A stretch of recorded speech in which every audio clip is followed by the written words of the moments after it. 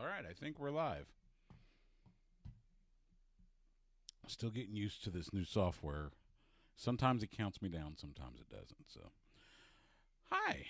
How's everybody doing? Stu Myrick here, Sports Guys Talking Wrestling on the Horn.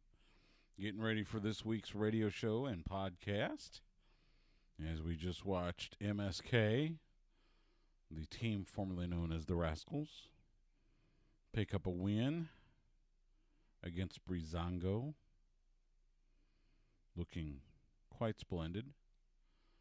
I still owe Desmond Xavier. I forget which.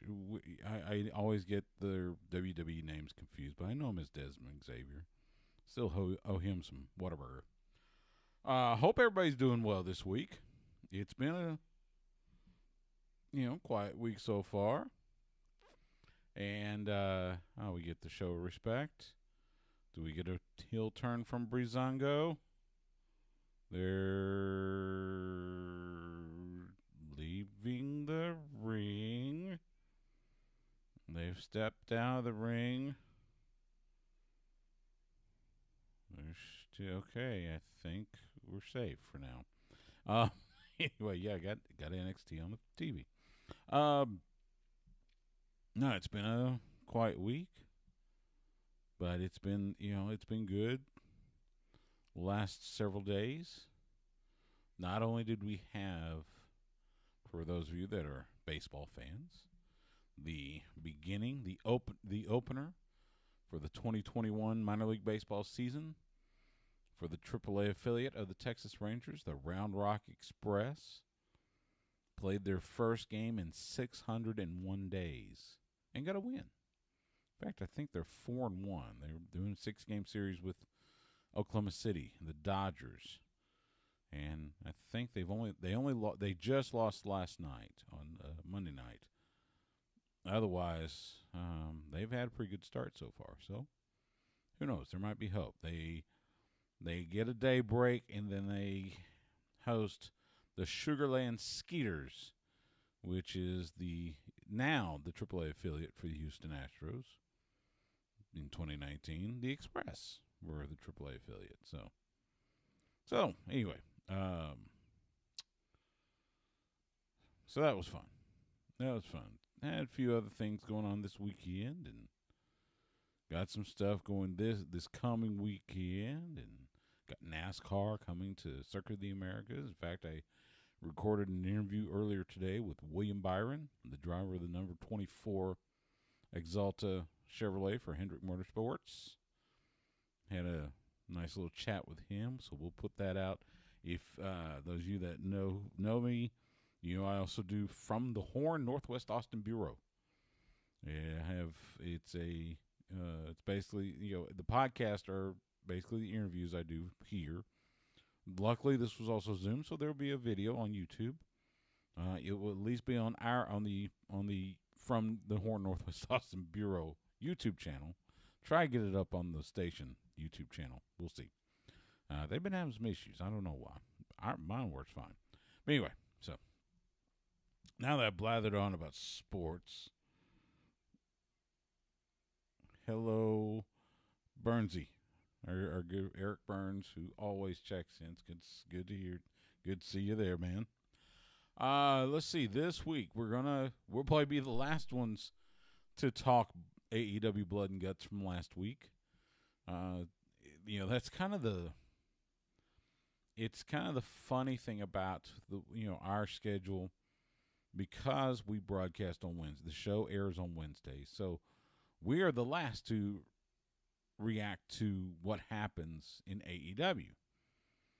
You'll notice that's why we don't talk a lot of like what's going to happen, this week on AEW, because the show will be airing while AEW Dynamite will be airing. So, now, yes, we put out the podcast. Podcast 95% of the time is available before the radio show airs. Usually the podcast is up like after we finish tonight. I will have the podcast posted late tonight. So, but anyway, we'll give our reaction, talk a little bit about it. I think the ending, while it was a little disappointing with the fall, and they made it sound like he was going to hit steel when it was really a bunch of cardboard. It still hurt, but it was still, I think people, and it's social media, it's Twitter, wrestling Twitter, which is valuable, but it can just drive you up a wall. I think there are people on wrestling Twitter that look for and crave something to get outraged, complain. I don't know. It's the weirdest thing. But anyway, it wasn't that bad. It was fine. The match was a hell of a match. It was definitely in the fashion of the old War Games from back in the Crockett days, not the ones we've been seeing with NXT. NXT does a fine job, but AEW, that was definitely what we used to see with the Horsemen and Dusty and Nikita and the Road Warriors. On top of that, what's funny is, so NXT, their War Games match, the cage does not have a roof. Because that was one of the things that everybody noticed about the old War Games match, was that the cage had a very low roof, so you couldn't really do a lot of high spots. Well, AEW made an easy fix. Just make it higher. So they raised the roof. And so there were definitely some high spots. But yeah, it was good. I liked it. I mean, it was interesting that they had, and I didn't know this until like before, like the day before. They had taped the other matches that were on. They had taped them beforehand. But so and I guess the people that were attending at Daly's Place in Jacksonville, Florida, some of them didn't realize that. Now, here's the funny thing. So Tony Khan, being the man that he is, he said, look, we've taped some of the matches that we've advertised. We've taped them already. If you want to stay and watch, you're welcome to. If you feel you've been misled, we will issue a refund.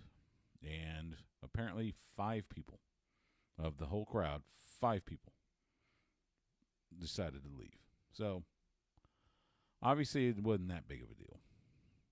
Or it may just be people that traveled and they just didn't want to leave. So, be that as may, it was fine. It was good. I mean, the bigger news, and this is the bigger news for all of wrestling in the United States, and we'll talk about this. AEW announced yesterday, on Monday, they're getting back on the road. They touted they have had, I think they said something like 27 events at Daly's Place. All of them have been safe.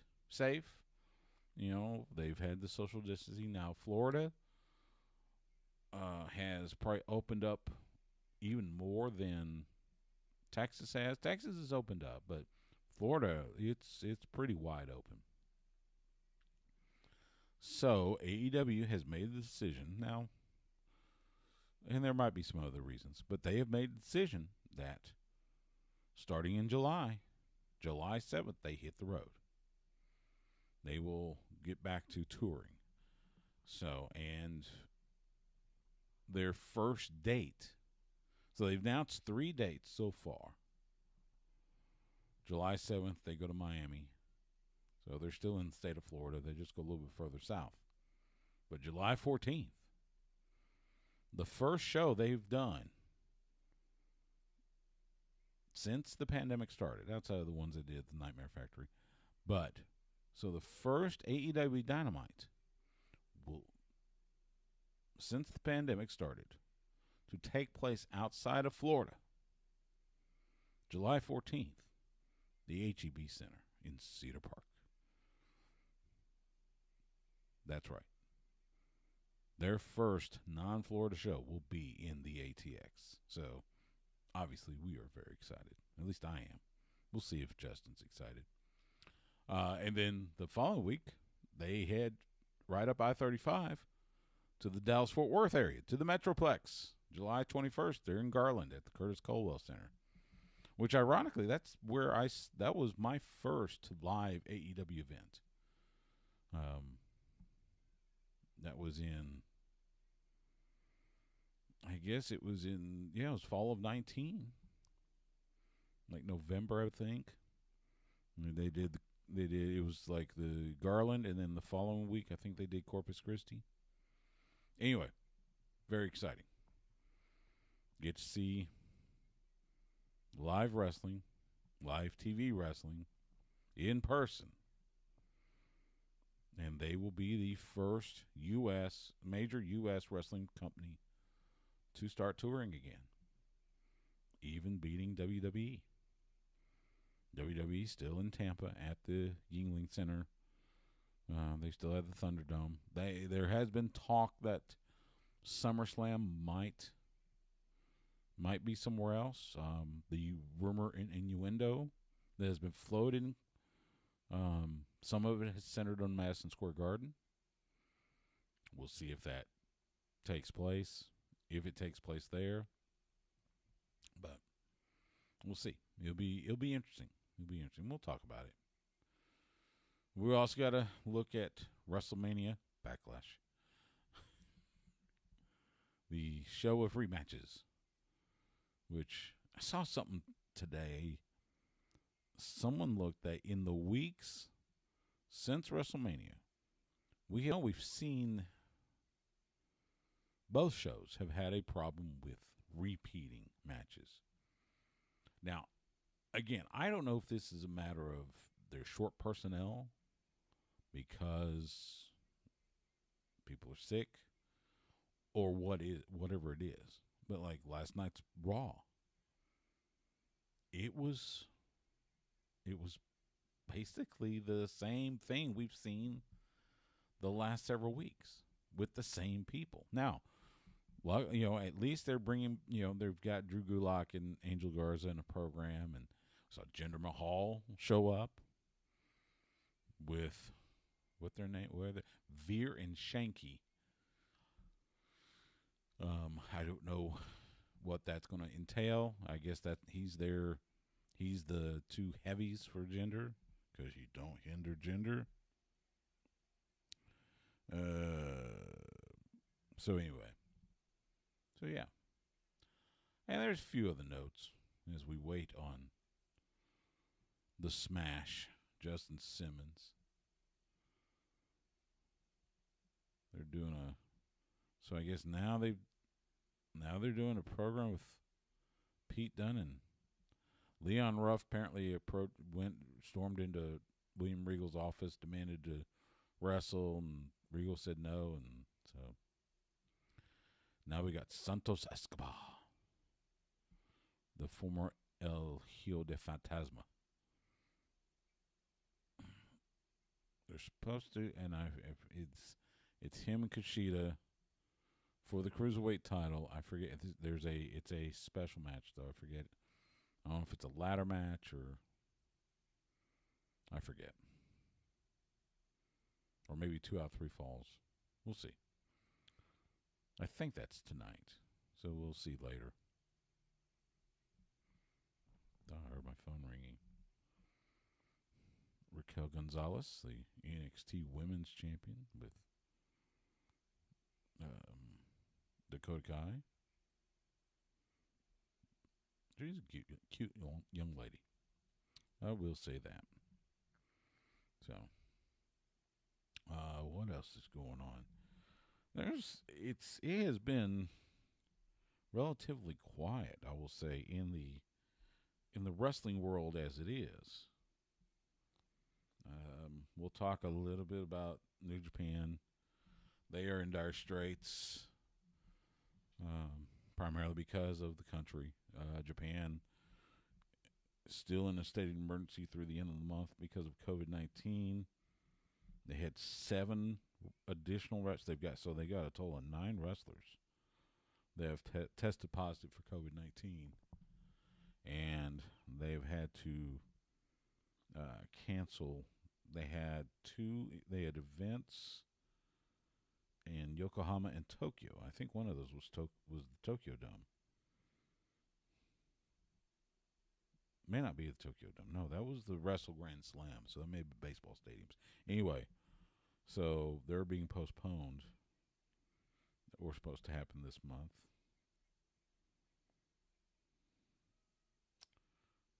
Let's see. Let's see what else we can see. NWA Power tonight with our good friend I still call him Godzilla Jax Dane. Jax Dane in a Falls Count Anywhere. He got beat by Slice Boogie. Okay, interesting. Thunder Rosa and Camille had a summit. Rosa gave a history lesson on women's wrestling. This is from Wrestling Observer. Going back to Mildred Burke. Very good, Thunder Rosa.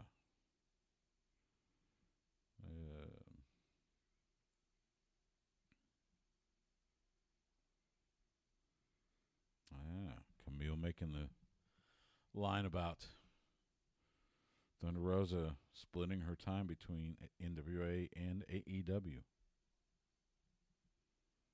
So yeah, interesting. See what else is going on in the world of wrestling. If you haven't heard, NXT has announced their next takeover. It's in your house again. It will be Sunday, June 13th, live on Peacock. And Todd Pettengill, who of course used to announce for WWE, that he works in radio there up in New York. He will be the host of NXT Takeover in Your House, June 13th. I think that's Father's Day. Let's see what else. What else has been happening in the world? Impact Wrestling's got a Impact Plus special this weekend. I don't think Kenny Omega's on it. I know Sami Callihan is. So, apparently Alexander Wolf is injured. Wolf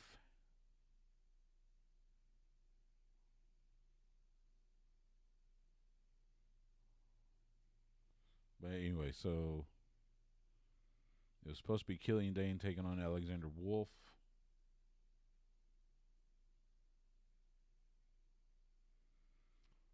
Kyle O'Reilly will face Oney Lorcan later tonight on NXT. So they opened the show with Karrion Kross taking on Austin Theory of the Way, with Johnny Gargano outside the ring.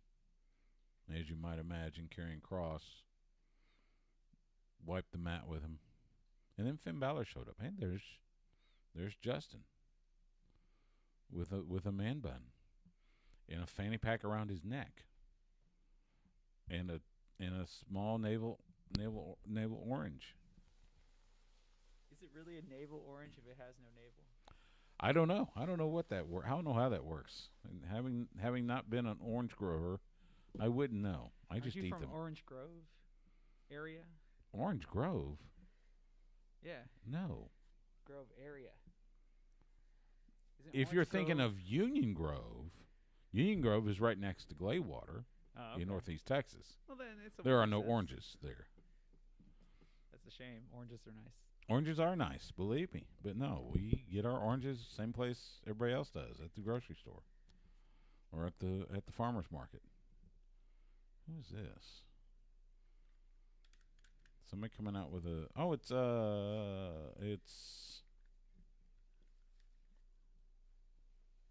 Is that... Oh, that's Mercedes Martinez. I think. Looks like her. I just didn't recognize the logo. I don't even recognize that peacock logo on the bottom either. So, okay. Oh, yeah, Very nice. Very cool. Anyway, how you been? Tired as Be nice. I mean, I don't think you hurt, but we try to keep it. I found I still have my soundboard up from Dustin's school showcase with all the entrance musics for tracks from Mikey Ruckus. That's cool. That's cool. They had some good ones. I was like, in sure enough time. So another show. Who did you call? Who did you do play-by-play for this weekend? I know you did. I saw a couple pictures. You were doing. Oh, I just did softball, but it was the end of the season. So Oh, okay. yeah, that's all my college stuff that I know of, unless Okay. something else just comes up randomly. Right.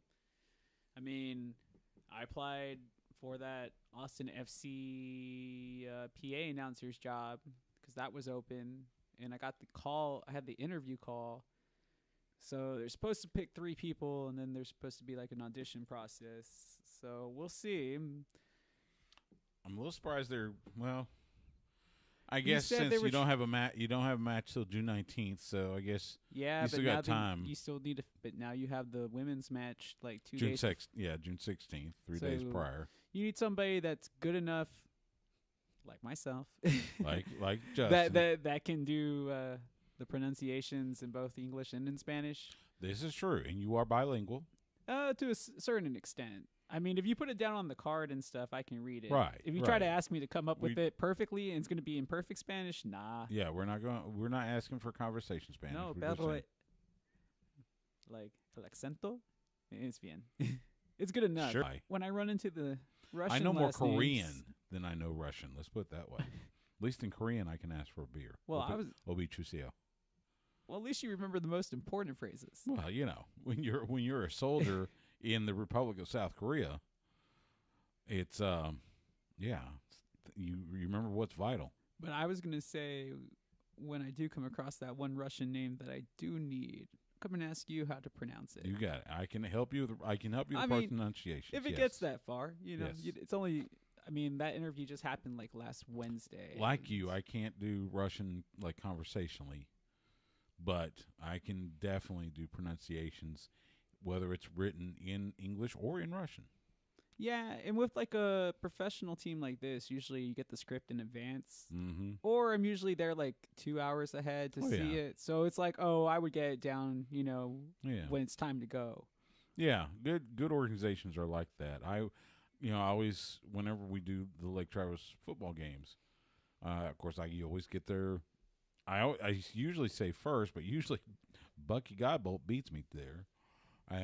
But anyway, I'll get set up, then I'll go downstairs to where Dave Cody was doing the PA announcing, and you could see his script. Of course, Dave Cody now in Washington State, so I don't know who's going to be PA announcer next year.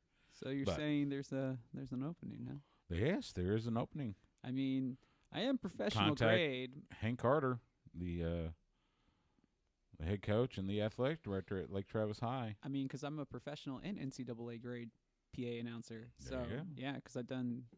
I think that's the only reason I got the call back is because I've already done like the last 2 years for the Bold. Yeah. Yeah, so I already do soccer, but You do high school football, that one's easy. Yeah, that's easy. They got spotters and everything, so. I know, that's how you make Yeah. it feel big time. Because Yeah. I've done it for Bob Cole, where I'm like, that's number so-and-so and number so-and-so. Oh, you spotted for Bob? Yeah.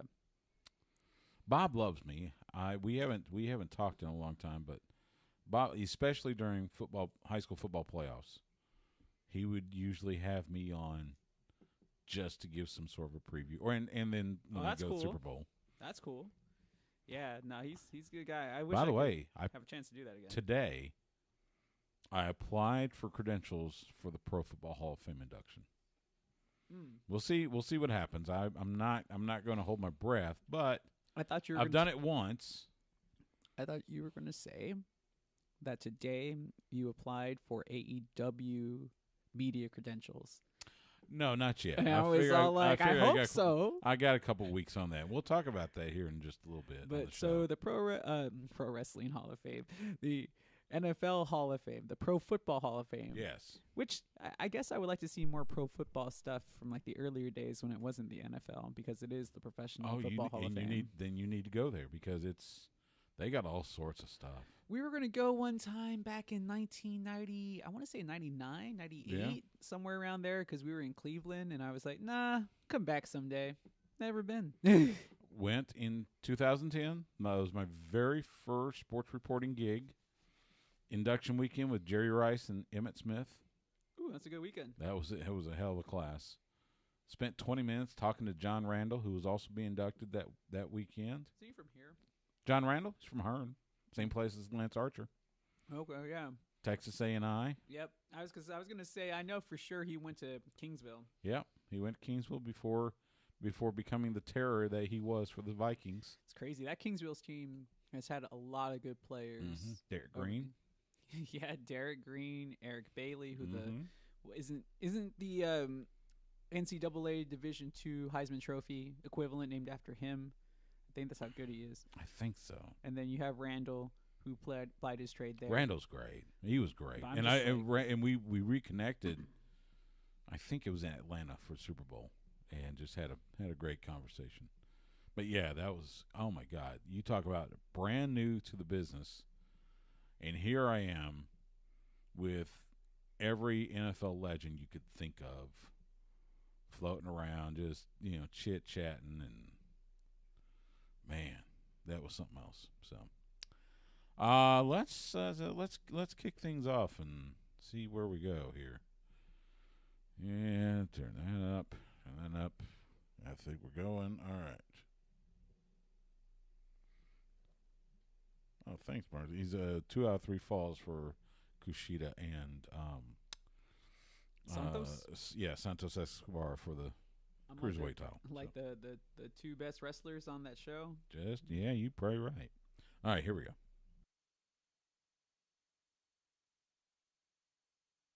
Ladies and gentlemen, just in case you're deaf, dumb, blind, stupid, or let's just assume poor, this is MJF, and you're listening to the Sports Guys Talking Wrestling. When they're not covering the sports world, they're talking about the world of professional wrestling. It's Sports Guys Talking Wrestling. Now, with Justin Simmons, here's Stu Myrick.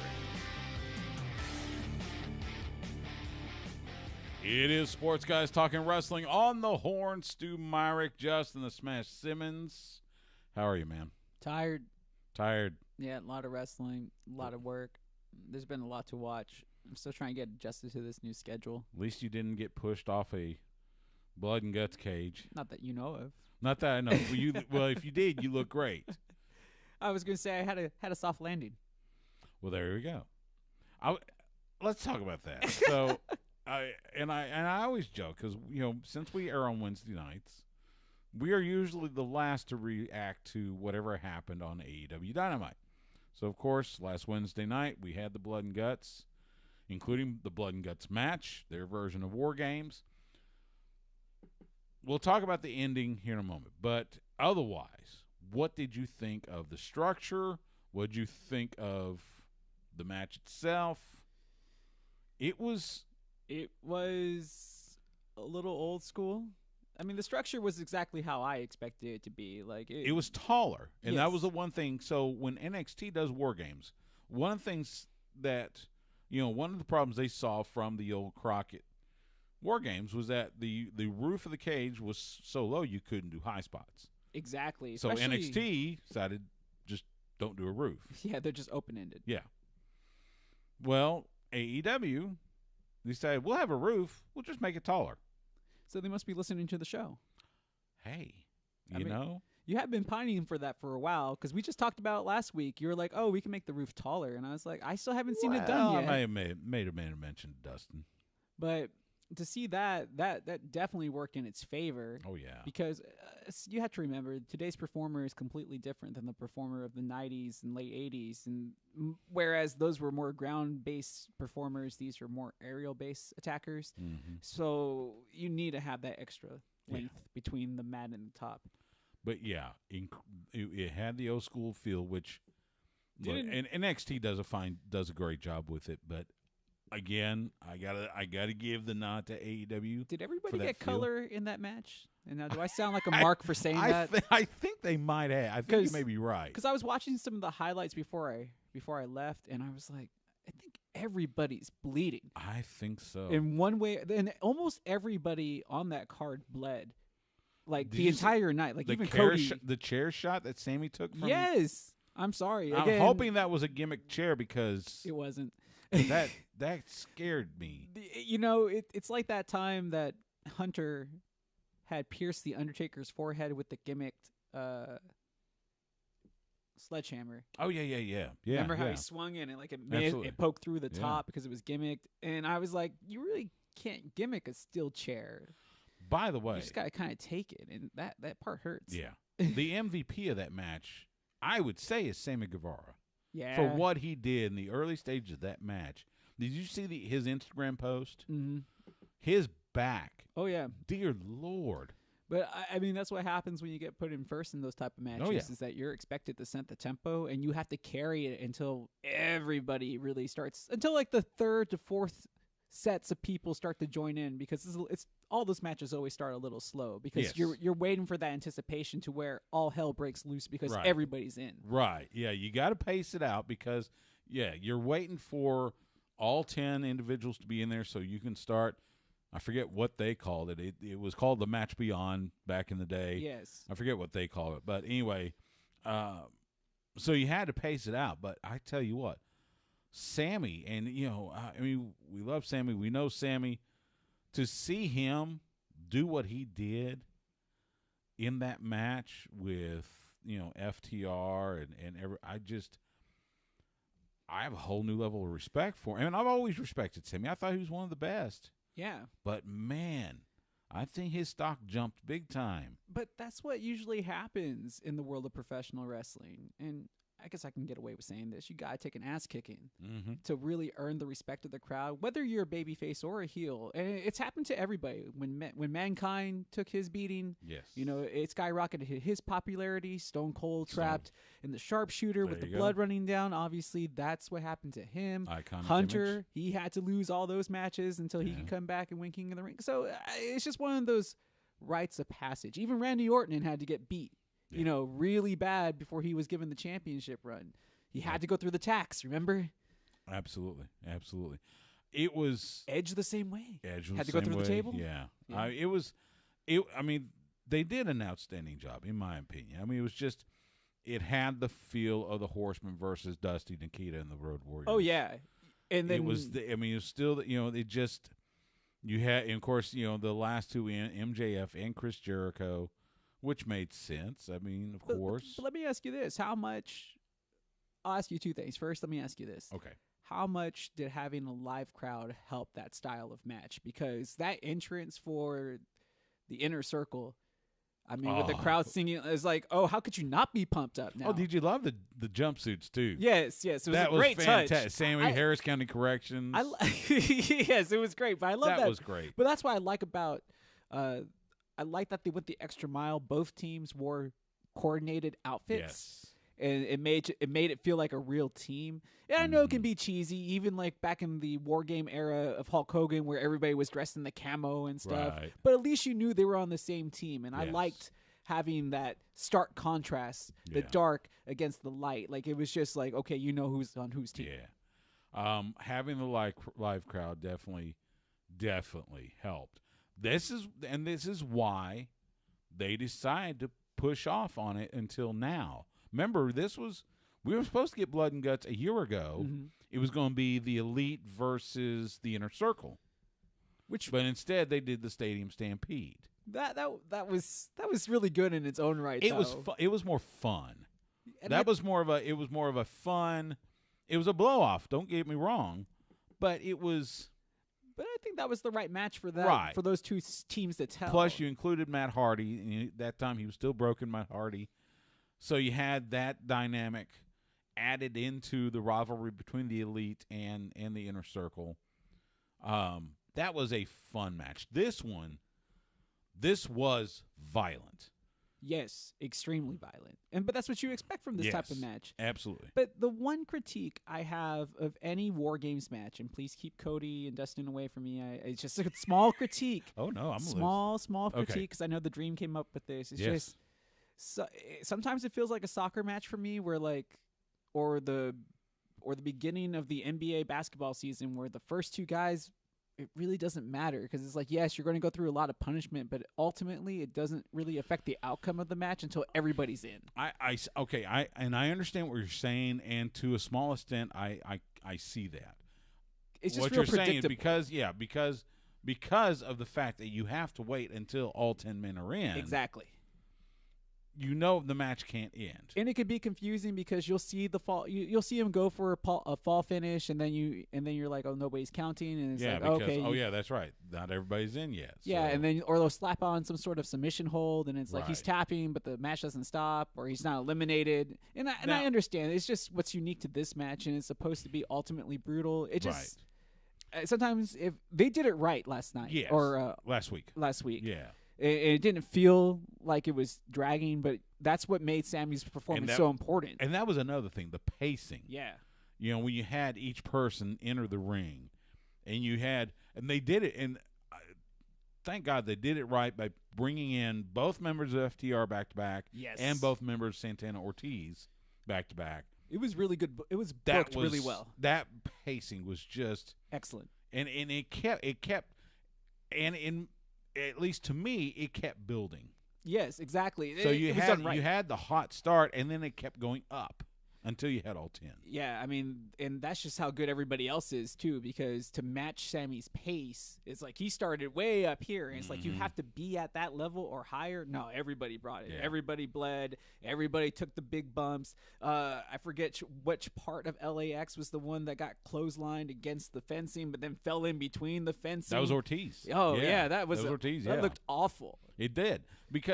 That's the thing. It was it's old school. Yes. So yeah, there was no platforming. So yeah, there was a possibility of getting pinned, having your body pinned between the ring and the fencing. Yeah, and it's it's chain link fence. There was a small crevice there. Yes, absolutely. He fell into it, and that helped with the feel. All right, so let's get to the end. Did you agree? Because I've heard this, and again, to an extent, I kind of agree. I did not want to see MJF and Jericho go to the top. I wanted it to stay in the cage. I don't know how they would have worked the finish, but I would have rather seen them stay in the cage. And maybe it's just because, again, back in the day, you didn't have them go outside. Yeah. That was the purpose of having a War Games like that. I could see that, but I mean, just with the amount of sheer violence that happened, I only assumed that this was going to end outside on top, especially with the way the structure was built. It only seemed to call like, hey, there's going to be something that's happening up here. Yeah, because they were you could tell they were spots in there where they kind of reinforced the top to make sure you didn't have like something breakaway, a mankind effect, Mick Foley falling through or something like that, which was smart. But I mean, that was great though. The camera work on them on top though, and like everybody's. Well, I mean, MJF is bleeding profusely. He has him trapped in that bar, mask, and you're waiting to see if Jericho is going to tap, and then he still couldn't get Jericho to tap. So now he's thinking about throwing him over the side. Yeah, and then everybody's like, and he says, "I'm gonna, if you don't surrender, I'm gonna throw him over." Yeah, which I think we all do. Okay, they're gonna surrender. He's gonna throw him over. Sure enough, that's exactly what it was. Did it pale your view of it that he landed on cardboard? No. Is it supposed to? I see. That's the thing. So if again, wrestling Twitter can be a great benefit. It can also be an absolute disaster that nobody should ever take. So apparently, people had a problem with the way it ended, with the way Jericho fell. I don't know. I really hope someone wasn't actually thinking he was going to fall on hard concrete or steel. I really hope that's not what I hope it was something. It may have been something that was said in commentary. Maybe, I'm trying to remember. I could swear I heard Excalibur say something about falling on something. It wasn't a crash pad, and it was confirmed. I think Brian Alvarez from Wrestling Observer confirmed it was stacked cardboard. Why are we even talking about this, though? I know. Okay. Like, then, no. I'm glad. I'm glad you say that, I'm though. not saying that it's a dumb thing. I'm just, like, that you brought it up. I'm just kind of like, well, I don't understand as a wrestling viewer why that would be an issue. The guys just went out. It entertained you for a good solid, 35, 40-minute match almost, it seemed. Yes. And they brought it. And they brought everything that they had that night. And to take that bump is still scary. And He's a 50-year-old man. Take age out of the equation to do a blind coffin back landing from that height, and you have to trust that everything's going to be okay. And it's still stacked cardboard. Cardboard isn't exactly soft. Exactly, and I speak from experience from taking some of these bumps from heights, off of ladders and stuff into the ring. That hurts. I can only imagine just making sure, like, falling and not seeing where you're going. That's always the scariest. And to have that trust, but he's a consummate pro. But just because it was a cardboard landing, you've seen it in WWE. You've seen crash pads. Right. We've seen gimmick tables. This isn't the first time. It won't be the last time. This guy's a legend. Give him his due. It's like, I don't know if somebody had, I think people had a problem with the way it was shot, the camera, or whatever. I don't know. Again, you and I both know there are those in wrestling social media that actively look for stuff to complain about, to troll people on. I thought it was silly. I thought it was a magnificent match. The ending was what it should have been. So now the Pinnacle can reign supreme for a little while. And as I tweeted out that night, can you say Blood and Guts 2? Oh yeah, there will be another match. The rematch will be excellent. Jericho as a face is just as effective as Jericho as a heel, and this is going to give the ball to MJF and let him try to be the next generation face that I think a lot of people have been waiting for. Everybody expected Omega to hold the championship at some point. Right. And Jericho was the right call to be the initial champion. And Cody has, like he stated, kind of kept himself out of the picture, and he's just kind of made sure that he's made his appearances on the card to keep that fan base happy. But, yeah, it looks like MJF is going to be the first real new face that's going to be the guy of this company. Couldn't agree more. I thought it was a fantastic night, fantastic match.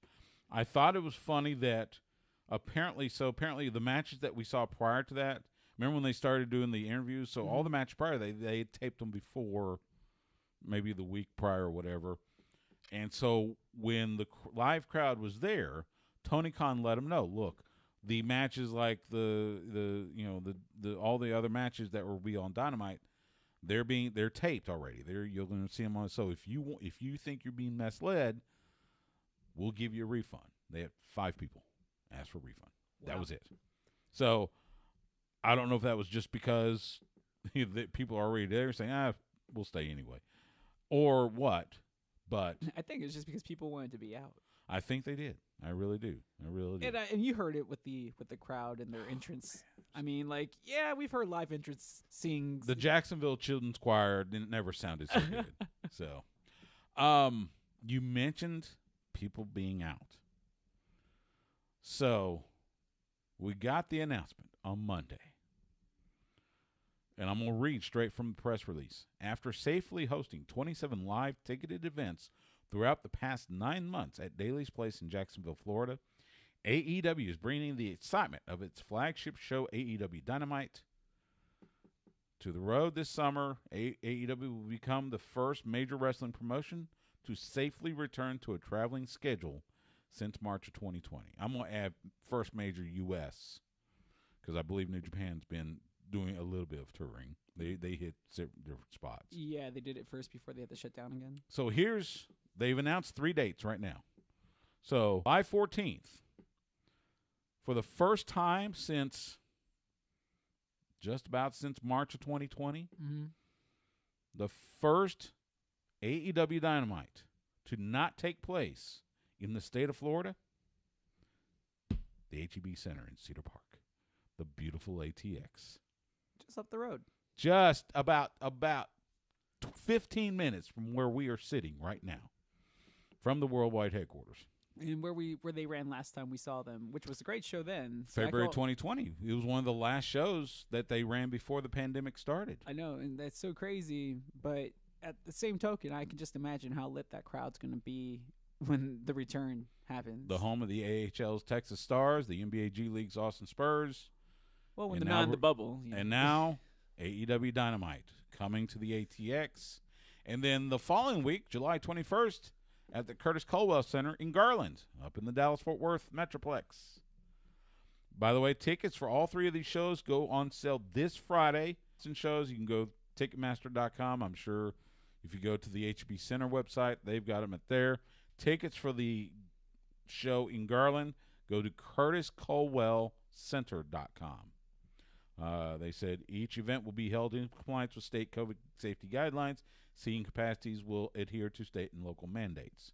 So that's going to be the next question. How full will we see the Cedar Park, or the HEB Center? I still call it Cedar Park Center. The HEB Center at Cedar Park. This is in Williamson County. Well, and I was at the Round Rock Express season opener last Thursday.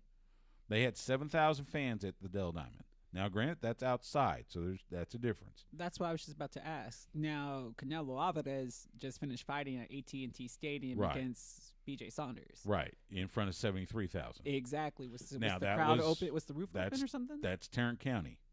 Well, it's Tarrant County, and that's Jerry World. That's understandable, but I mean, like Williamson County, Cedar They Park. may have had something open. The HEB Center doesn't have that capability. Now, the Cedar Park Center capacity is around 8,000. You're going to figure probably around 7,000 for a full night. So half of that, so like 3,500. I think it's going to be at least 5. I think it's going to be 5,000. All right, because we're talking Williamson County. I'm going to say safely estimate. I'm going to say half, so 4,000. Okay. And if you're going to say 5, I owe you Coke if you win. Okay, sure. But yeah, anyway, Or I beer, mean, just a huge, prefer. I mean, this is going to be huge. It'll be so good to see professional wrestling, a major professional wrestling company in front of fans. Well, it's going to be great to see it the product now since it's grown so much over the years. Yeah, absolutely. Not just as the performers have grown and their talent and their depth and the roster has filled out, but also because of the brand recognition as well. Yeah. I'm sure there's some people that didn't go to the first show, not because they didn't want to, it's just because they really didn't have an idea what AEW was going to be capable of and are probably pumped, ready to try to get a ticket for this coming show. Absolutely. Absolutely. And we're gonna do our best to get as many AEW wrestlers as possible on the show. Including obviously our good friend, our honorary co-host and AEW correspondent, the natural Dustin Rhodes. I have asked to see if we can get Tony Khan. He thanked me the last time. He thanked me for doing stuff, having everybody on the show. I was like, hey, anytime. You just say the word. So anyway, it's going to be really cool. Real quick before we go to break, Dark Side of the Ring premiered with the 2-part Brian Pillman episode, including showing Brian Pillman Jr. on there quite a bit. Have you seen it? What did you think? Man, I don't want anybody to hate me. I felt that for the 2-part episode, it was a little light on information. It was it wasn't so much his career heavy. It was kind of more about the family and more about their plight. With him out of the picture after he passed away, I felt that most of it focused on that more so than Pillman's career. I think the second part definitely did. And I think that's part of the story was the simple fact that with Brian Pillman dying, so soon, that's part of the story. And especially having now Brian Jr., making his way in the wrestling business. Yeah, and I mean it's a great story on its own right, but I just didn't feel that it kind of fit with what I was expecting. I get that especially from previous episodes of Dark Side of the Ring. I was expecting more in depth, like maybe some more going into more depth of why he had these issues, or maybe some other stories that we didn't hear that had taken place. And the first half did go into that some, with some of the abuse but it's just some. Yeah, I was expecting a little bit more depth, just because that's what I have been accustomed to with this series so far. Well, and there were a couple people that they couldn't get to talk on the episode. One of them was Brian's first wife. Yeah.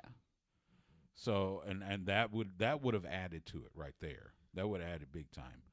So, but you got I think everybody that watched it fell in love with Brian's sister Linda. Oh, especially with what she did to help the kids, and Brian and the two daughters. Oh, exactly. And I was going to say, coming away if I could sum it up, what I came away with watching both parts is, one, that Linda's a saint. Yes. I wish there were more people like her out there in the world, just Couldn't in agree general. More. Couldn't agree more. It makes you really feel for Brian Pillman Jr. and his sisters, his siblings, because of what they have to go through. And I'm glad to see that where he is now, he's just still kind of working through things. I couldn't be happy for him. I've met him multiple times. He's just a great kid, and I want all the success in the world. I feel horrible though for his mom. Yeah. I understand that she wasn't a great parent, and she admits it herself, but I try to put myself in her situation, where it's like, oh, you're the second wife coming in, and then you're in love, and you have all this going, and everything's like, life is pretty good. Things weren't great, but life was all right. And then all of a sudden, everything just comes crashing down. Like, how are you supposed to handle that? I mean, depression's bound to follow, but all the extra stuff that comes with into the addictions and all that good stuff. I hate to say it, but it could be expected that even the strongest, most well-versed person is capable of falling into the wrong hands, right? Yeah, stuff like that takes down a lot of people. So we're going to take a quick time out. When we come back, we're going to pivot to WWE. We've got a pay-per-view this weekend. It's Backlash. WrestleMania Backlash. There you go. You're welcome, Vince. Coming up next, Sports Guys Talking Wrestling on the Horn. So, I'm with you on that. I do think a lot of it they couldn't find, and Evan and Jason both do. Evan Husney, Jason Eisner. We've seen them do what they do with some other subjects, and we'll see what they do. Coming throughout the season with. I think this week it's the one on Nick Gage. There's, I think, was it in 2 weeks is the Collision in North Korea, the WCW event. I'm really interested in that one just because of what I know of North Korea and why I've been there and all that good stuff. I'm interested to see how good that. I've seen that subject covered on YouTube many times, and it's been covered in really good depth. So I'm wondering what else they can bring to the table for this subject. That's what I want to see. Yeah. And that's what kind of and again, it's nothing against them. They've been great. I know we had them on before. Yeah. And I think even these two episodes, while it was a little slow for my taste, I think they were still well done in the light that they have, and what they had brought previously. But that was we already know all this stuff because they've harkened back to it so many times. Well, and the Stone Cold one, while the Stone Cold Steve wasn't anything in depth stuff we've heard from Stone Cold. So yeah, I finally watched the Randy Savage one, and so if you read a lot of the reports, there was a lot of inaccuracies in that, and you got to remember these are probably done in conjunction with Vince, so I'm sure Vince has a lot of creative control on these. These are also more like the softcore, I would say, like biographies. Yes, not to take a term from the world of adult entertainment there, but these aren't Dark Side. Yeah, it's just like this is just kind of skimming things. Like it's like a children's book, Like when they got to talking about Randy and Elizabeth, I'm going, okay, I saw this on Dark Side of the Ring in better detail. So it was there wasn't really a lot, and they left out some stuff. There were some things that was like, okay, that's missing. Even in the Booker T one, we'll talk about the Booker T one. They left out the stuff with him and Triple H. I mean, and too much Hulk Hogan for a Randy Savage biography for my liking. I thought the same thing too. That was interesting. And I get it. Those A&E biographies are built for what? Those are on Peacock? No, they're on A&E. Can you watch those on Peacock? I'm sure they will eventually be available, but But I mean, I don't get A&E Well- on YouTube TV, so how'd you watch it? Okay, here's how sick I am. So YouTube VPN? TV does not have A&E or Vice. Nope. Or Access TV.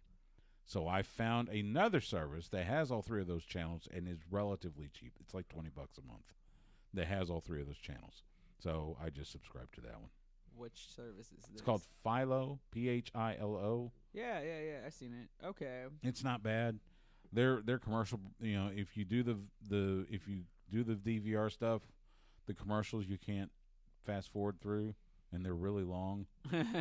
But at least you can see it. So Well, that's what I use. Vice had put out this episode for free on YouTube. On YouTube, yes, I both saw parts, that. so that was Yes. really cool then. Yeah. And I'll figure out other ways to track it down. Yeah. There's always some So. friendly posters out there. So I'm Well, and they've put the first 2 seasons on Hulu, well, but I don't know if Vice is doing like they're free. a next day on Hulu type of deal. Because I I have Hulu as part of that Disney bundle. I don't know about that, but I can tell you that if you want to go back and see the previous episodes of Dark Side of the Ring right now on YouTube, the people from Vice have released them in their Yes. entirety on YouTube TV. So Yeah. I saw the one about the Von Erichs again recently, Mhm.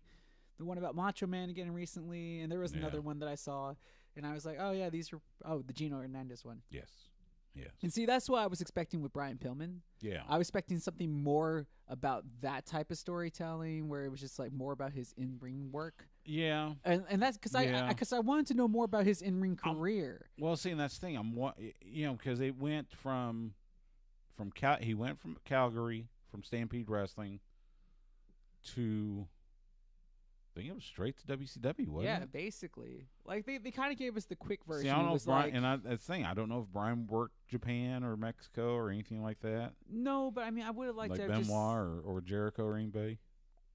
I don't know. I just feel like I didn't get enough. Yeah, maybe the I mean, they had, information wasn't there. I mean, they you had know. Bischoff on there. I mean, that's all you Yeah, really they could did ask have. for. They did have. I mean, he's the one. If anybody, it took a lot of guts from him to go up there because he's the one that got played.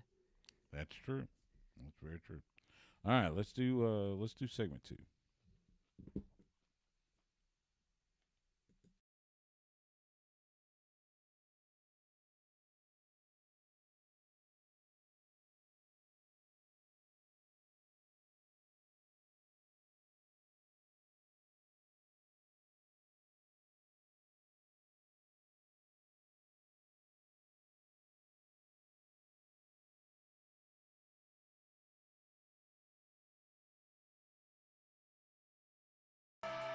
Sports Guys Talking Wrestling on the Horn. Stu Myrick, Justin Smash Simmons, Legends, and the most recent one was on Booker T.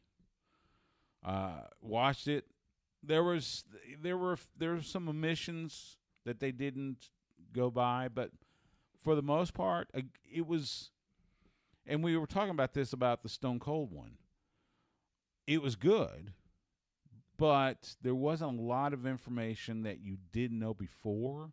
Well, I mean, you didn't know before if you've been watching. Right, the if you've been watching since now, like yeah, 1990. your typical casual WWE fan, it may all be new.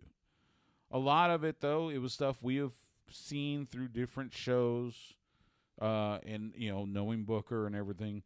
It was a fantastic episode in my mind. Now, maybe that's just because of the personal connection we have. He's been on our show. He's a good friend.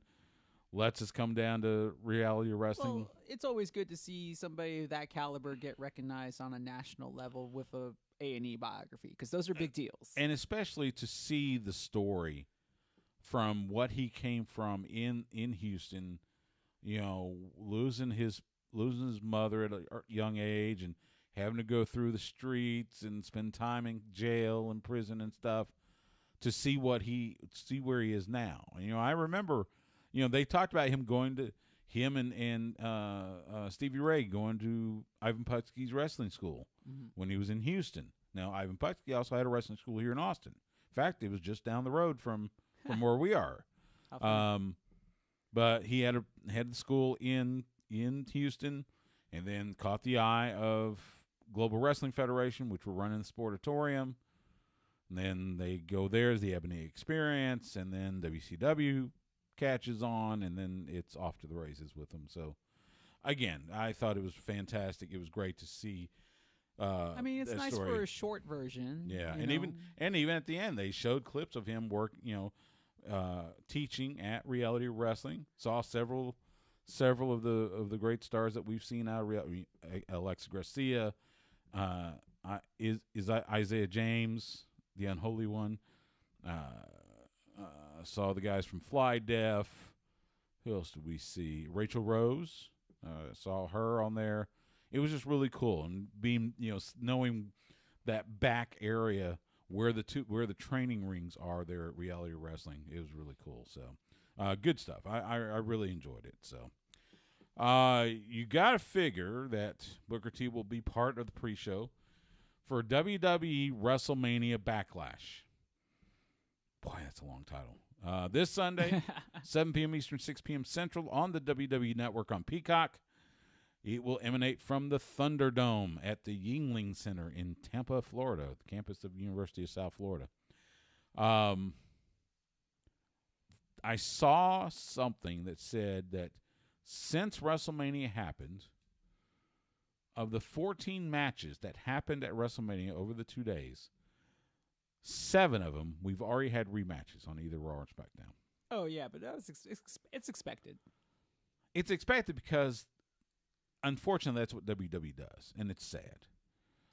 So yes, they do that, but at least the last couple of weeks they try to give us some new stuff. It doesn't necessarily they mean have clicks. I'll give them that. No. I mean, hey, I'd like to see what happens to Drew Gulak and Angel Garza, but at the same time, I don't want to see Shayna and Nia against the Sexy Muscle Friends again, or Tamina and Natalya again, or I guess the only other one is Lana and Naomi again, or some combination of it. It's like they're just going in circles with that. Yeah.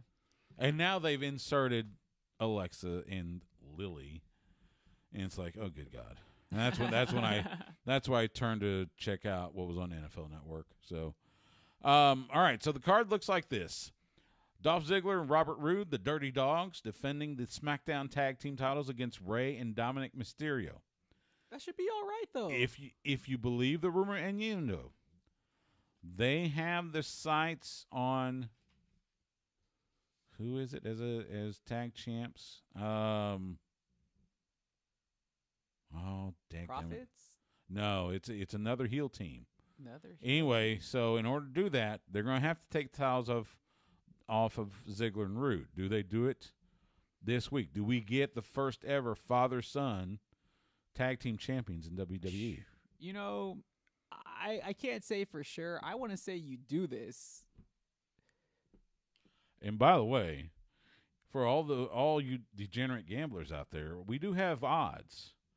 We do have the current betting odds for, and right now that is the only match where the odds are against the champions. Yeah, because I was just about to say, like, if you're the WWE, and I know how it's kind of close. They love to have their WWE history. It's even better when they can legitimately write it, because I've never seen anything like this. I've never seen father and son win a title. Yeah. Even though there's been a lot of great families of wrestling, I can't recall the Pofos winning tag championships together. Nope. I can't recall the Von Erichs. Von Erichs weren't in WWE together. It was only Kerry. You didn't have the Harts. You didn't have, and you've had brothers. Yeah, but not father and son. But we haven't had father and son. So I mean, this is another level of exceptional athleticism from Rey Mysterio, timing, and just things working out. He's so good. I'm going with Mysterios. I'm saying the titles change hands here. Like, if you don't pull the trigger now, so to speak, then I'm afraid he gets hurt. Yeah, I agree. Because he's just older. In a lumberjack match, Damian Priest taking on The Miz. Damian Priest defeating Johnny Drip Drip on Raw. So now he gets the stipulation. He says it's a lumberjack match against The Miz. I don't really know if that's going to work out in his favor. Lumberjack matches usually tend to work out better for the heels. Yeah, they do. They do. You're right. So I'm still leaning Damian Priest, but I right now it's Damian Priest is favored to win. So I'm sorry, man. We're watching NXT right now because we tape on Tuesday. Isn't this the first night this guy's back?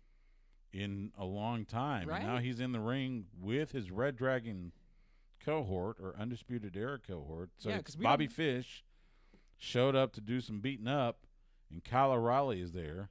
Yeah, because we have no Come idea. on, let's put him in a tag team. Because we have no idea where he stands. Let's do Red Dragon.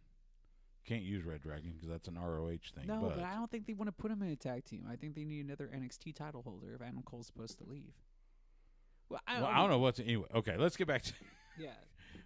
By the way, edit this. So Damien, I'm going Damien Priest on this one, and that may be some personal bias, but I think The Miz gets the underhanded victory. okay, all right, I can see that. Because I think it's going to just continue the feud.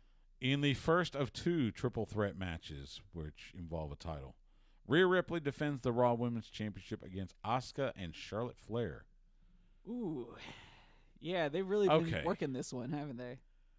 See, this is one of those where, okay, the odds are in Rhea's favor. But why? I think Charlotte's going to be the one that wins. It's kind of that lean of, okay, do they pull the trigger and go too soon on taking the title off of Rhea? Yeah. Or do they have Charlotte lose? I don't see Charlotte losing, though. That's the thing. She's so strong, it's hard to believe she would lose. It's kind of like, you just let Asuka take the pin, and then Asuka's getting pinned. And Asuka's so strong and it's been so over. It's fine. Right. It's not going to affect her. You know, can I bring this up since we are talking WWE right now before I forget? I saw it on social media. It has been officially 1 year since Becky Lynch has been in a WWE ring. And that's okay. So She's being a mom. Dude, it's okay about the mom thing. But what I'm saying is that they are missing one of their major players. So if she decides to return, I don't know where she's going to slot in. But I'd be interested to see because Charlotte still she still seems to be her number one adversary now and when she does return. If you believe the rumor innuendo, she has signed a new deal with WWE. So she is coming back. We don't know when. Or in what capacity necessarily, right? So, I'm gonna lean Rhea, knowing full well that they probably care more about Charlotte, but I'm gonna go Rhea on this one. My answer is woo. You can go Charlotte. Yep. There you go. Bianca Belair defends the SmackDown Women's title against Bayley. Again, this is kind of one of those. Although I think they could let Bayley lose and she won't lose much. But this is this is again one of those where it's too soon to take the title off Bianca. Do you like the whole ding dong thing? No. It kind of works for me. It's I get it. I get why she's doing it. Yeah, that's why. At least it's silly. I get. Yeah, I mean it's one of those. It's one of those silly annoyances. But that's what it's supposed to be. So I guess it's working. Yeah, you need heels like that. And right. It's worked for me so far. But yeah, Bianca should not be losing the title. No, I agree. All right, in the other triple threat match. How many of those things are there in this There's 2. Right now there's 6 matches slated, and 2 of them are triple threats. Bobby Lashley defending the WWE Championship against Drew McIntyre and Braun Strowman. Now, Drew McIntyre, again, believing the rumor and innuendo, in an interview, he has said that he wouldn't mind backing away from the title picture. So,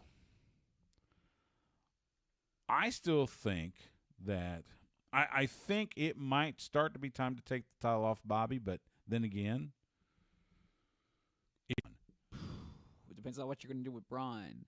Because see, that's the thing. I'm thinking you pin Braun. Because we've had this start-stop thing with Braun. And no offense, but he's just coming off of a feud with Shane McMahon. And don't get me wrong, that match ended up being way better than it had any right being. But I just don't believe in him as a character, especially at the world title level. Yeah, still, unfortunately, even though he has Drew the can look. still be a world champion. So I'm gonna say Bobby pins Braun. And most importantly, I want to see Drew. I want to see Drew have a rivalry with Jinder Mahal. Which we saw Jinder show up on Raw with what were their names? Shanky and Veer, which. I know it's got to be the cultural thing. I get it, but boy, those are weird names. I think Shanky is actually his last name. I know he was performing under that name in India, right? But and one of them, Veer has definitely changed. But Veer is one the of them guy. was half of was it Indashir in NXT, but the other one was not. Yeah, They split that team up. but Veer was the guy from $1 Million Arm. Do you remember that? Was he? Yes. Oh wow. He just Okay. had he has this huge transformation. But if you look it up, yeah, he is the guy from $1 Million Arm that Okay. made it to the Pirates organization when they were signing okay. those people out of India. I Neat. guess he's just a naturally good athlete. He put on the weight, and now he's Veer. Roman Reigns defending the Universal title against Cesaro. I would forgive Vince for a lot of sins if Cesaro won, but he's not going to win. But isn't it It's good to see be him? it's going to be, he's going to get screwed out of it by at least one Uso. You would think, right? But it's kind of like, oh, what happens if Roman gets screwed out by the other Uso? I would love to see that. I would. I mean, that seems to be the natural progression of the story. That alone would make me love this pay-per-view. But I like how they've been telling the story Yeah. on Oh, yeah, SmackDown. absolutely. Every week it just builds like I it's agree. supposed to, and it's really good to see Cesaro. I think this is just a test for him. Yeah. If he does really well in this match and he can do his whole spin, maybe it pulls off another UFO on Roman Reigns or something. Yeah. Then maybe he gets the main event at SummerSlam, and then maybe he actually does win the title, and that That'd would be be cool. crazy. That would be awesome. Crazy. So yeah, Roman's keeping it, but I hope they keep Cesaro up top somewhere. So anyway, that's WrestleMania Backlash this Sunday on Peacock from the Thunderdome. Real quick before we go to break, NXT has announced their next takeover once again in your house. Sunday, June 13th on Peacock. Todd Pettengill is your host. That's the best part of the announcement. Is Todd's Absolutely. back. Absolutely. So we're going to take a quick timeout. When we come back, we'll let you know what's happening in independent wrestling this weekend, plus a couple other notes, including John Cena may have turned to the dark side. Sort of. We'll let you know about that coming up next. Sports Guys Talking Wrestling, and you're listening to The Horn. So, Do you know who we can get? I mean, do you know who do we have to contact to interview Todd Pettengill? Because I would love to ask him. doesn't he?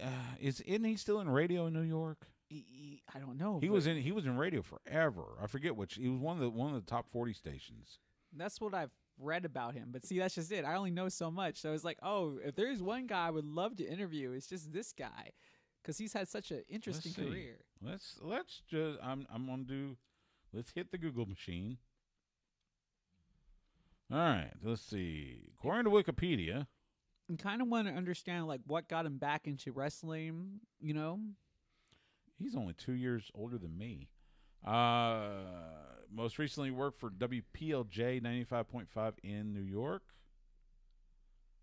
Let's see.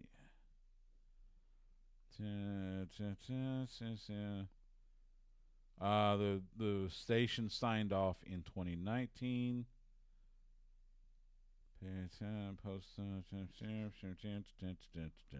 yeah. Does not say. It's hard to keep a radio gig, Yeah. especially now these days. So It is. it's just my curiosity of like, oh, well, you know, I'd love to have him on. how you been doing it, and more importantly, like, oh, I mean, there's been like this, because I also want to interview the guys from OSW Review, but it's just like, was it because they mentioned how good Todd Penningill's been that kind of sparked the renewed interest in bringing back Todd Pettengill? I get that. Yeah, I get that. I still want to get what's his name from ESPN and ESPN New York does the pre-shows. Peter Rosenberg. Yeah. Met him in Minneapolis at Super Bowl. So I gotta try to get him. If assuming I go to the Super Bowl in Los Angeles, hopefully ESPN New York will go as well. Maybe I can get him there. So, all right, let's do this last segment.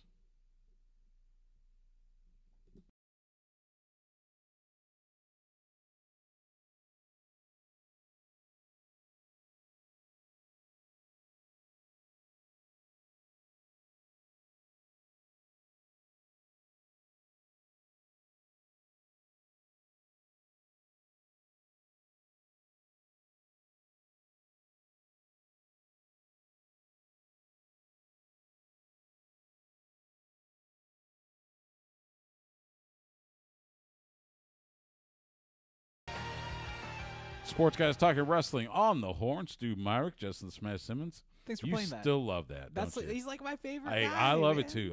I still think it's fantastic that we were able to get a show ID from the Ace. From Tanahashi. Man, this is the guy. This is the man who brought New Japan Still- back from the brink of death. It still floors me that there was nobody in line to see him in New Orleans Why would there not be anybody? because everybody was in line for Cody and the Young Bucks, and we love Cody and the Young Bucks. Don't get us wrong. He saved New But Japan. nobody was in line to see him. Yeah, without this guy, you get no Okada, you get no Omega, Man. because New Japan wouldn't exist. Oh, I know.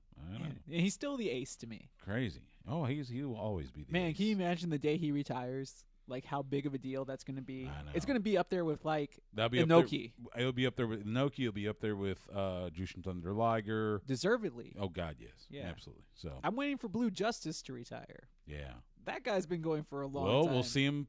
We'll see him Wednesday night on AEW Dynamite, going for the IWGP United States Championship I'm against excited. John Moxley. I'm So excited to see Nagata that get his should be chance. fun. We've got a couple of cards to tell you about in independent wrestling this weekend. We will start. Actually, both these are in the Metroplex. Let's start with DFW All Pro Wrestling. They will do Texas Takeover Friday night at the American Legion Post 655 in Haltom City. Bell time 7:30 p.m. Matthew Palmer, Corey O'Neill, Alejandro Lyon, Christian Mox, and more. That's DFW All Pro Wrestling this Friday night in Haltom City. Metroplex Wrestling has Chaos Theory Saturday at the MPX Arena in Bedford. Bell time 8 p.m. Dmitry Alexandrov, Sebastian Envy, Tatum Manning, and more. That's Metroplex Wrestling this Saturday in Bedford, and that's a look at independent wrestling this weekend. Both shows will adhere to COVID protocols, so make sure you wear your masks. But if you feel so inclined, go support some independent wrestling. We were just talking about New Japan. Sadly, they have had, as of now, or as of May 8th, so that was as of Saturday. Japan is going through a state of emergency right now. There's an outbreak out there. Well, We mentioned last week the Olympics are looking very in doubt. yeah. Now, the Tokyo Olympic Committee has said we're having the Olympics, but everybody say no, don't do it. Well, New Japan has said, look, we got they had 2 events scheduled this month for let's see, it was where were they? It was, one was in Yokohama and one was in Tokyo. I think it was Dontaku. Yeah. Both those have been postponed. Well, and it's because everybody's trying to do their parts, so the Olympics can happen, but it's looking really grim. It is. And I heard in Japan, think they've got like 3% of their population vaccinated. Something like that. Right now, it's really bad in India. There's like a whole new variant. wave. There's a new variant. It's bad in Japan, and if you're looking at international sports, the Champions League finals being moved from Istanbul because they're having another outbreak, and they're trying to move it back to London or possibly somewhere in Portugal. Yeah, it's getting bad. I just mentioned, as I mentioned, Japan is. Let's see, Japan's at. Was it? I think I said 3%. In the, I can tell you in Texas alone, 16 and over, I think we're over 50%. That's good. So, and that's one. That's at least one shot. So, we're on the way. So, but yeah, our thoughts go out to everyone in Japan, particularly New Japan Pro Wrestling. We want to see them. We want to see them back and better than ever. Did you hear about this? So as I mentioned, John Cena, he's making a dark turn. Wait. How can you see John Cena? The man that cannot be seen. He will be the narrator and executive producer for a series called WWE Evil. New series that will be coming to Peacock. According to the press release, it is an entertaining psychological expose into the minds of the most diabolical antagonists in WWE history and their impact on mainstream culture. If it's Cena doing it, since he's like a legitimate fan of professional wrestling in the WWE, and he's, family, his dad was in the business and stuff, I can see this being done really well. Yeah, I think it'll be fine. No premiere no premiere date has been announced, but I'm sure as soon as it happens. I did see something about, I think he's coming to Raw in a couple weeks. That'd be cool. I mean, I just That'll like make their having- ratings go through the roof because their ratings have been tanking. Yeah, but I would just like to see him in the WWE, even if it's just a hello. Yeah. Kind of like The Rock, just Okay. because I think he's on his way. Speaking of ratings, by the way, AEW from Wednesday night, #1 on cable on Wednesday night. Oh, well, I mean, Congratulations to them. Given the proper promotion Yeah. of Blood and Guts. And they didn't have a State of the Union address, or they didn't have basketball or anything to go up against it. So Well, that and that the performers just absolutely showed up They and did. gave a great They did a product. So fantastic I think job. that definitely helped. they did So a good for fantastic, them. absolutely. That'll do it for this week's Sports Guys Talking Wrestling. You can follow Justin the Smash Simmons on Twitter, Instagram, and Twitch at The Smash Simmons. You can follow me on Twitter and Instagram at Stu Myrick. That's STEWMYRICK. You can follow the show on Twitter at SGTWATX. You can find us on Facebook, Instagram, and YouTube at Sports Guys Talking Wrestling, as well as Twitch at SGTWATX. We live stream the show on YouTube and Twitch Tuesday nights at 7:30 p.m. Central. You can also catch us Wednesday nights at 8 p.m. Central on the flagship station for the Texas Longhorns, the Horn 104.9 and 101.9 FM and AM 1260. Or you can catch us anytime on demand by going to hornfm.com and click on the on-air tab, or by subscribing to us on your favorite podcast provider. Make sure you rate and review us if you do. For Justin, I'm Stu. Thank you so much for giving us some of your time tonight. We will see you at the matches.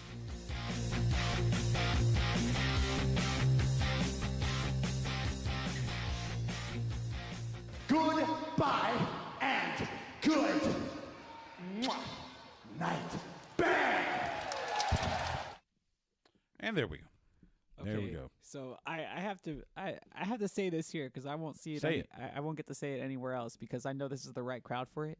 Yes. But Nickelodeon's bringing back Legends of the Hidden Temple, and it's going to be for adults. I'm super excited. I've always wanted to be on that game show as a kid. Oh, okay. It's a game show. All right. Yeah, it's a Nickelodeon game show. I guess it's before your time, after your time.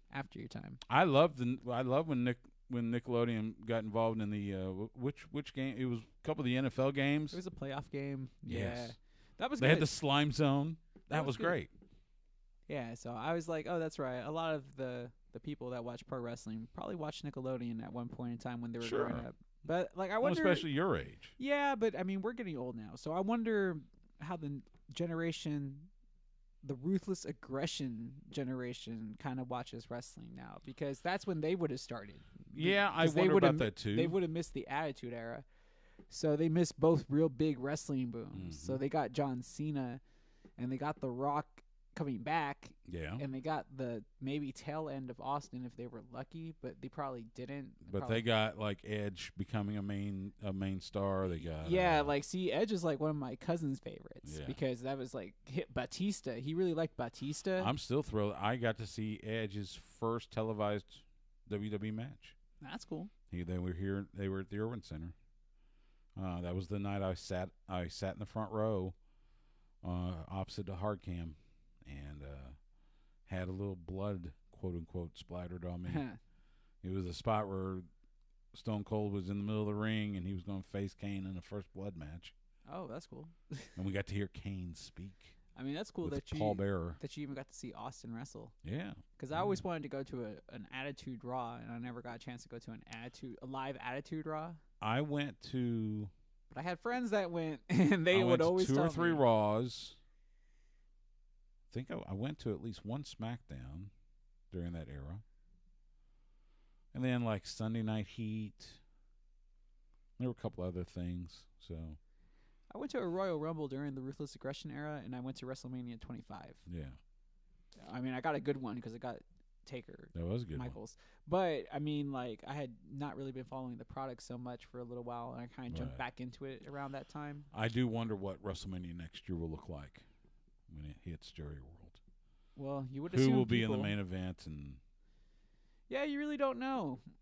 You really can't even tell, I except mean, for probably Roman Reigns in one way you or figure another. Roman's going to be somewhere near the top. Because he looks like a big star. He looks like one because he Well, looks, he's their biggest star. I'm not going to say he looks like a big star, but he's their biggest No, star. but he's a guy that has the look. You know. Well, he's always had the look. Yeah, he looks like an action figure. I mean, it's exactly what you want. What do you think of his new music? Good. I think it fits him much better than the old Shield Oh, music. we didn't even talk about it on air. I mean, what did you think about the fist? Though the virtual fist, the throwback. That's not even real. No, it was just all I hate those the graphics. throwback SmackDown. Yeah.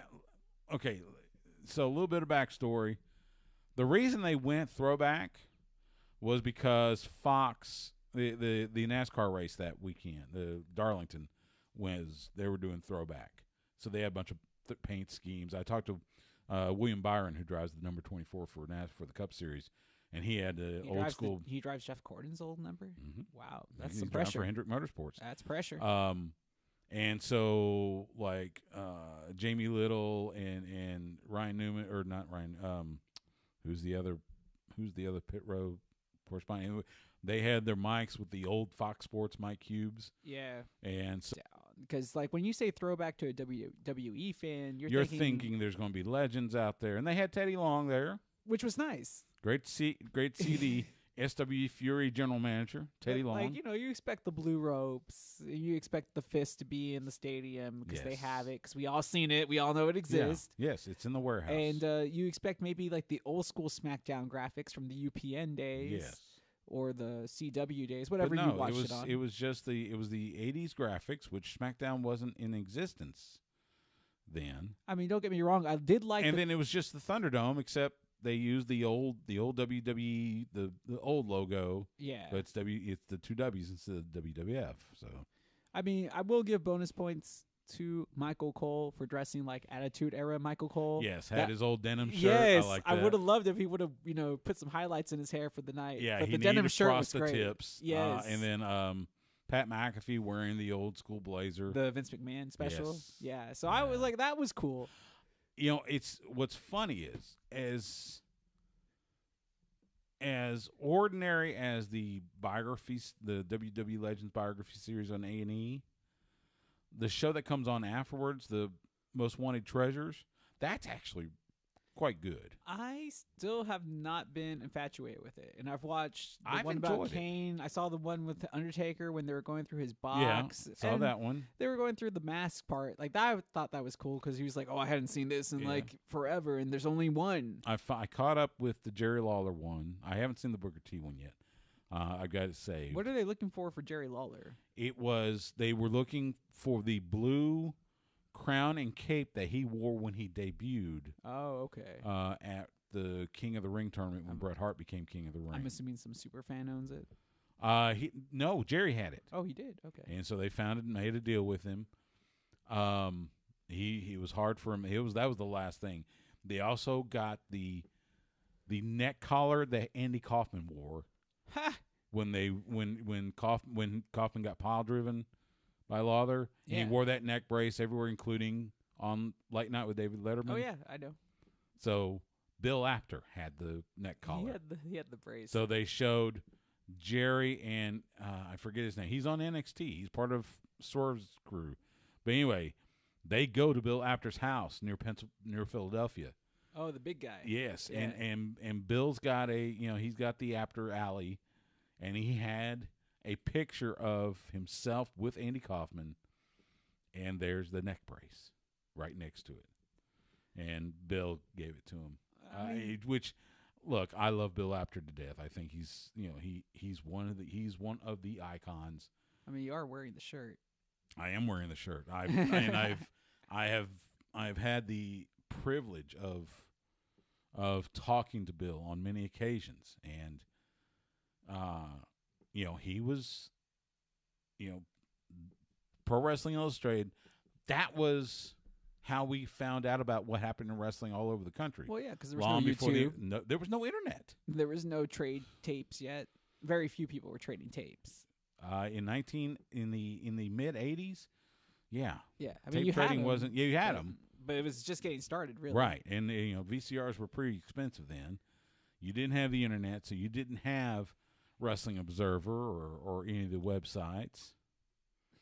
We still got it's the best 2 out of 3. Oh, it is, and they're tied at 1, right? Yeah, of course they are.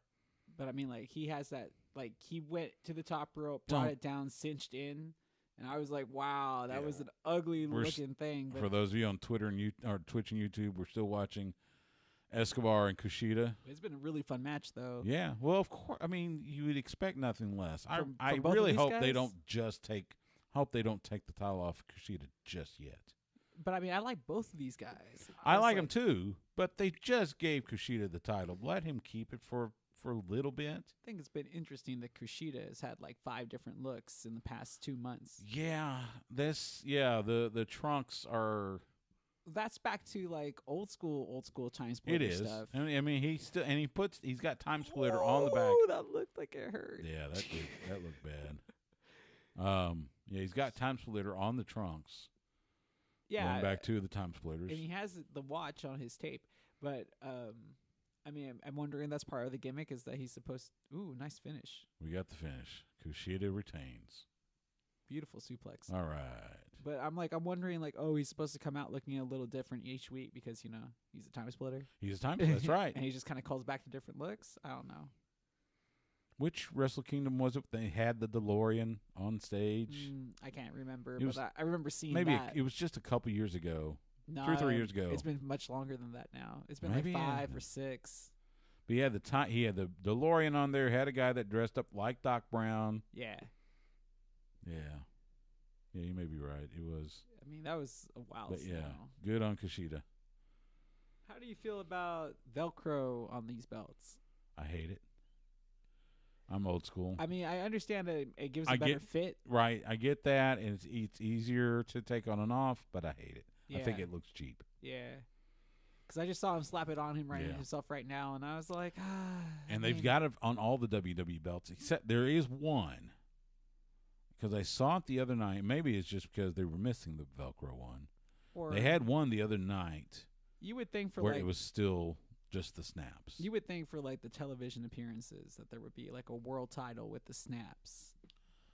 Well, that's the thing. I'm, Like, you know, or if the anything, universal title, excuse me. I think they did it for TV, so you could take it on and off real easily. No, I meant like appearances. Well, they got the snaps on the outside, but on the inside it's still Velcro. I know, Yeah. but I was hoping that they would have another belt for big time like television appearances that were like with the snaps. Right. Well, you know, they always kept a set of the belts just for TV. Those are the ones that stayed shiny, and they kept them in good condition. Yeah, because I was like, you've seen a lot of these belts that get passed around. Like, they look fine from afar, but when you hold them up close, they're all scratched and beat Yeah. up and Oh, missing yeah. paint. And that's even top tier belts. The too. old WCW belt that had the bend at the top. Yeah. And I was like, that's not even like an indie thing. That can just be like a big company thing. Oh yeah, it is. Like, you don't know how Absolutely. many scratches these things have until you hold them. You know, there was the old NWA belt where the globe was dented. Yeah. I mean, the ROH belt's probably one of the few ones that I saw that looked pretty close to being immaculate when Cody brought it. Yeah, that one looked nice, and that one's still my favorite. I don't mind the new ROH belt, or I guess the current one, but I like that old style one a little bit better. Where's Dalton Castle? As far as I know, he's still in Ring of Honor. Right? He resigned? No, yeah, he re-signed with him. Yeah. Man. Now, you know, and we've been saying this for a while. You wonder how long it will be before, because you know his back has been messed up for a long time. You wonder how much more he's got left in the ring. Well, And he's still wearing the brace, and he he's got the never- high trunks. Yeah, he never wanted the surgery to Yeah. address it. And I understand, but at the same token, it just kind of seems like, all right, the high point that he reached won't be reached again. Like, it physically just can't happen. Well, and maybe just, you know, he's going to be kind of one of those gateway guys in Ring of Honor now. You know, because Ring of Honor, they're signing new talent left and right. True. I'm just kind of, like, saddened, too, because it's like we knew the boys, and, like, it was a really good part of his gimmick. It was. And I thought they were going to do more with them when they I broke wish up. they would make it somewhere. And then Yeah. I haven't seen or heard from them since, really. I know they work a lot with OVW. The Thompson twins, right? Or no, Tate. Tate twins. Tate there you twins, yeah. They work a lot with OVW go. The Thompson twins under are from Al the Snow. 80s. Wow, right there. very good. and they do some shows like in Tennessee and that area. But yeah, I'd love to see them make it, whether it's on AEW or on NXT or something. But yeah, Dalton, that he's so fun. That time I got to interview him in San Antonio when Ring of Honor was in San Antonio, and I ended up on Dalton's vlog, Planet Peacock. I mean, but he's a great character in a promotion that desperately needs characters, because there's always tons of great wrestlers in ROH, but they lack characters sometimes. They do. That is something to be said. They have some of the best wrestling talent. Like, what was but there's not a lot of. Who were the? There's not over and Ring of Honor. I think they do that kind of on purpose, but there is still. They could use a little more. Yeah, I mean, it's a very personality-driven product. Well, I mean, you've it's got professional wrestling. You've got your world champion that Rouge. Yeah. But I think I saw La Faction and Gobernal. I saw something about them being suspended in Ring of Honor's probably, I'm sure it's storyline. I got to see what that's about. But you don't have, like you had, apparently the bouncers have split. But you still got the Briscoes together, which that by themselves they'll give you all the entertainment, which is nice because I like them. But they don't have much longer because they've been there since day one. Yeah, so. like was that 05 now? So 02. Yeah, it's been a while. Yeah, so but it's like PCO was a nice character change, but obviously it's PCO. The Marty Skrull thing never panned out. Half of that doing I don't even know where he is. Half of that having to deal with what Marty did apparently, off screen, and half of it with ROH. Always pulling the trigger too late sometimes with like their hotter properties. Well, and part of it, quite honestly, was the simple fact he was the one left from the elite. Yeah.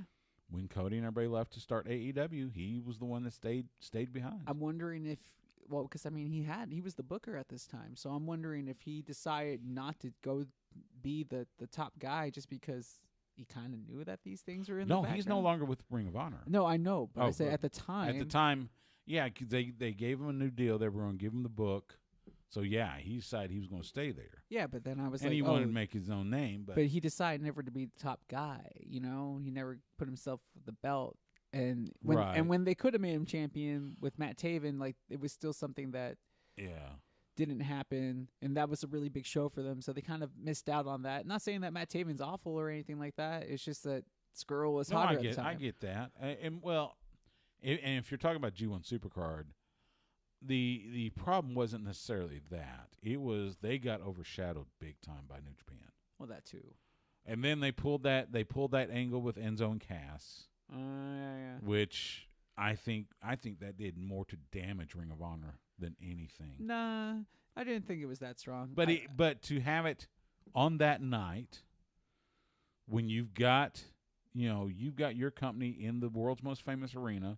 Same night that Bret Hart gets like attacked. Oh, that's right. That happened during that show because we're there in press row. I got Brian Fritz next to me, and all of a sudden we start seeing the tweets and everything that Bret Hart got attacked at the WWE Hall of Fame, and so you had that. Then you had Enzo and Cass coming through the crowd, and Bully Ray's ready to.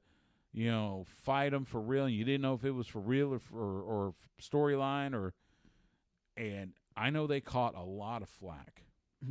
Ring of Honor did, because there was still a lot of heat on them coming out of WWE, and it was just it was a really bad time for them to pull something like that. But I look at it differently. Like, hey, this is the hottest that those two people are going to be. There's a lot of controversy surrounding them.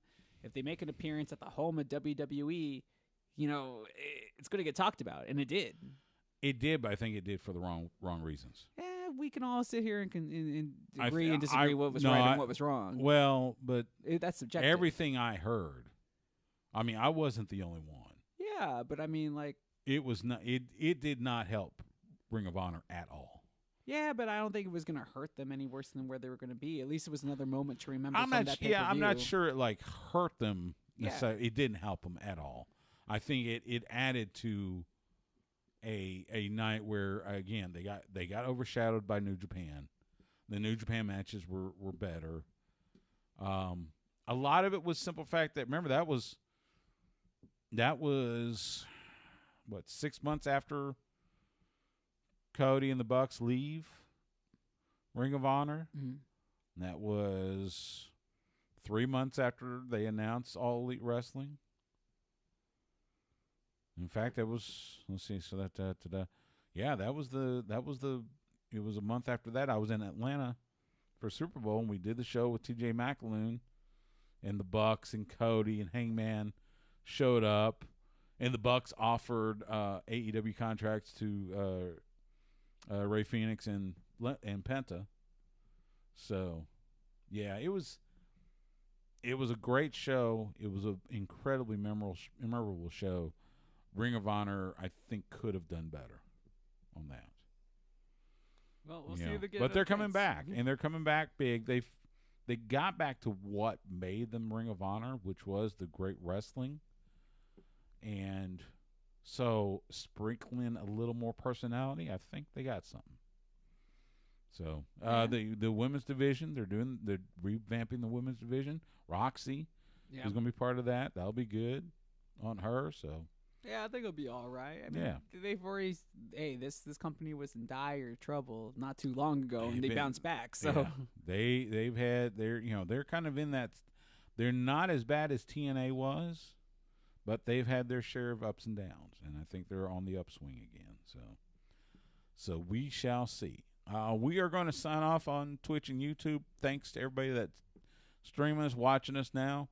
We'll be back next Tuesday night, 7:30 p.m. Central, on Twitch and YouTube. But for now, for Justin, I'm Stu. Again,